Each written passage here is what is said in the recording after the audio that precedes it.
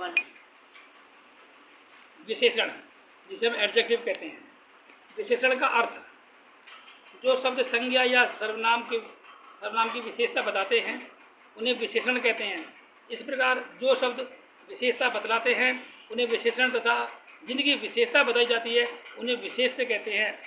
जैसे गोरा, काला, अच्छा, बुरा, सुंदर, कुरूप, बदसूरत आदि।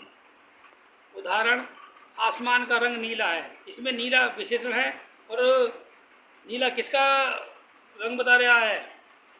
आसमान का, तो आसमान विशेष से है। गीता एक अच्छी लड़की है, इसमें अच्छा तो विशेषण है और गीता क्या है? विशेष है।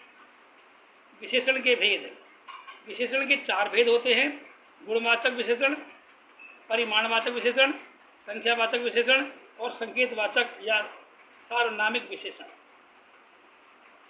गुणवाचक विशेषण, जिन विशेषण शब्दों से संज्ञा अथवा सर्वनाम शब्दों के गुण दोषों का बोध हो वे गुणवाचक विशेषण कहलाते हैं।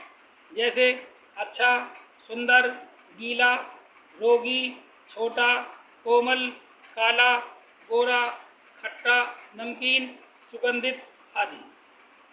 परिमाणवाचक विशेषण, वह विशेषण जो अपने विशेषों की निश्चितता या अनिश्चित मात्रा का बोध कराएं परिमाणवाचक विशेषण कहलाते हैं।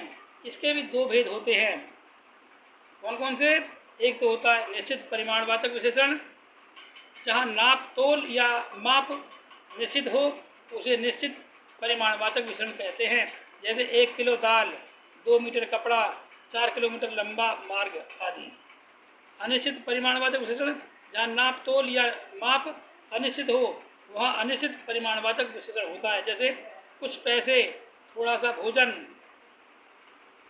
कुछ समय आदि। संख्यावाचक विशेषण, जिस विशेषण से संज्ञा या सर्वनाम की संख्या का बोध होता है उसे संख्यावाचक विशेषण कहते हैं। संख्यावाचक विशेषण भी 2 प्रकार के होते हैं। निश्चित संख्यावाचक विशेषण, जहाँ निश्चित संख्या हो, जैसे 3 कलम, 4 किताब, 10 लड़के आदि। अनिश्चित संख्यावाचक विशेषण, जहाँ अनिश्चित संख्या हो, जैसे अनेक बालक, सैकड़ों छात्र आदि। संकेतवाचक या सार्वनामिक विशेषण, वे सर्वनाम शब्द जो संज्ञा से पहले आकर उसकी विशेषता बताते हैं सार्वनामिक या संकेतवाचक विशेषण कहलाते हैं। व्युत्पत्ति की दृष्टि से सार्वनामिक विशेषण 2 प्रकार का होता है। मूल सार्वनामिक विशेषण, जो सर्वनाम बिना किसी रूपांतर के विशेषण के रूप में प्रयुक्त होता है उसे मूल सार्वनामिक विशेषण कहते हैं। जैसे कुछ छात्र अनुपस्थित हैं, कोई लड़का मेरा काम कर दे, इसमें कोई एक और कुछ शब्द मूल सार्वनामिक विशेषण हैं। यौगिक सार्वनामिक विशेषण, जो सर्वनाम शब्द मूल सर्वनाम में प्रत्यय आदि जुड़ जाने से सर्वनाम के रूप में प्रयुक्त होता है उसे यौगिक सार्वनामिक विशेषण कहते हैं। जैसे ऐसा आदमी कहाँ मिलेगा, तुम्हें कितना रुपया चाहिए, मुझसे इतना बोझ उठाया नहीं जाता। इन वाक्यों में ऐसा, कितने, इतना शब्द यौगिक सार्वनामिक विशेषण हैं। अब हम बता रहे हैं क्रिया विशेषण।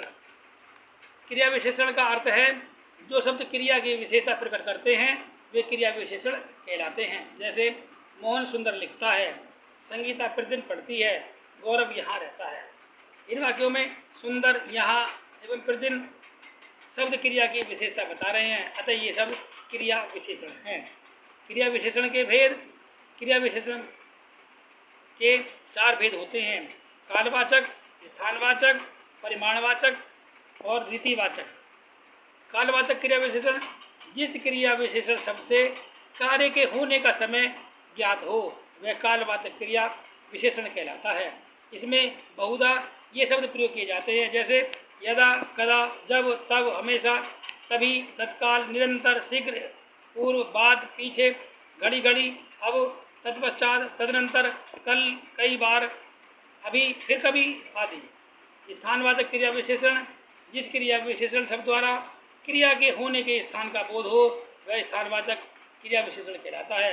इसमें बहुधा ये शब्द प्रयोग में आते हैं, जैसे भीतर, बाहर, यहाँ, वहाँ, इधर, उधर, किधर, कहाँ, जहाँ, दूर, पास, अन्यत्र, ऊपर, नीचे, दाएं बाएं, इस ओर, उस ओर आदि।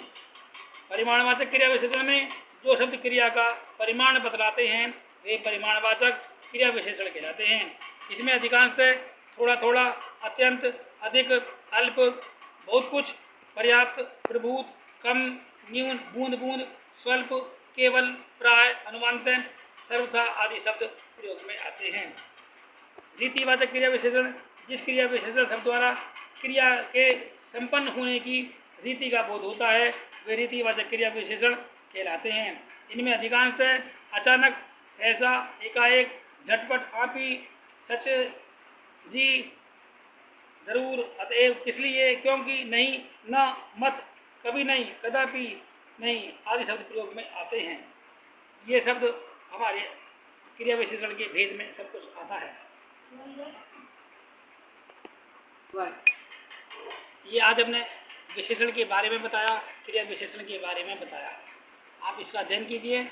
कल यानी नए टॉपिक में मैं धर्मेंद्र कुमार शर्मा आपसे फिर मिलूँगा। तब तक के लिए धन्यवाद।